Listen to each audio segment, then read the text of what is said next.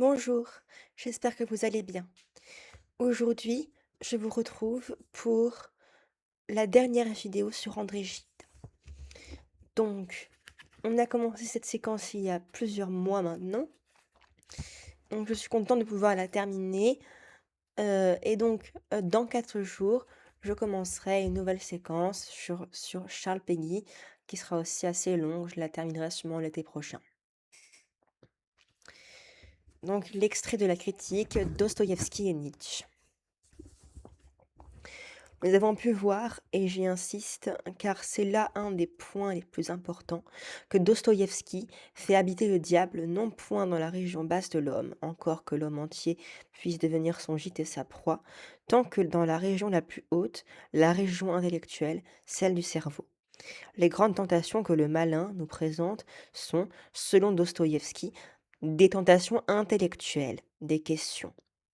Et je ne pense pas m'écarter beaucoup de mon sujet, en considérant d'abord les questions où s'est exprimée et longtemps attardée la constante angoisse de l'humanité. Qu'est-ce que l'homme? D'où vient-il? Où va-t-il? Qu'était-il avant sa naissance? Que devient-il après la mort? À quelle vérité l'homme peut-il prétendre? Et même plus exactement, qu'est-ce que la vérité?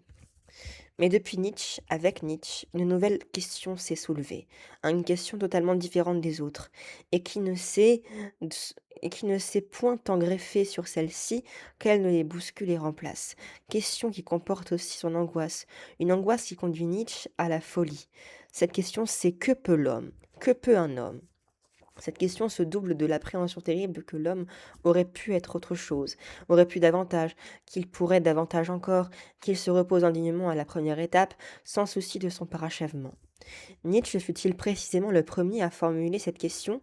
Je n'ose l'affirmer, et sans doute l'étude même de sa formation intellectuelle nous montrera qu'il rencontrait déjà cette question chez les Grecs et chez les Italiens de la Renaissance, mais chez ces derniers, cette question trouvait aussitôt sa réponse, et précipitait l'homme dans un domaine pratique.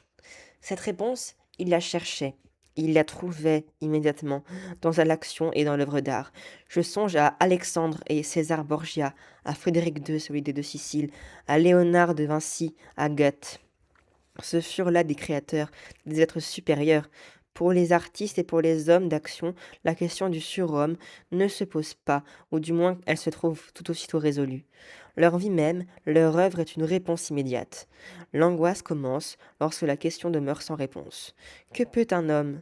Cette question, c'est proprement celle de l'athée, et Dostoïevski l'a admirablement compris. C'est la négation de Dieu qui fatalement entraîne l'affirmation de l'homme. Il n'y a pas de Dieu? Mais alors, tout est permis. Nous lisons ces mots dans les possédés. Nous les retrouvons dans les Karamazov. Note. Zarathustra. Zarathustra ou Zoroastre est le personnage, sans doute mythique, auquel on attribue une religion orientale, le masdéisme. Quant à Manès, qui vécut en Perse au IIIe siècle, il est à l'origine d'une hérésie bien connue qui dénatura les dogmes chrétiens par une interprétation tirée de Zoroastre.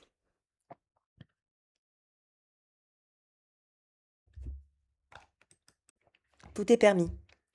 Formule célèbre sur laquelle reviendront Sartre et Camus. Voilà, c'est la fin de la séquence sur André Gide. J'espère qu'elle vous aura plu. Je pense que j'en reparlerai, mais dans assez longtemps. Il faut passer à autre chose, évidemment. Nous commencerons donc Charles Péguy dans 4 jours. Merci d'avoir regardé cette vidéo et au revoir.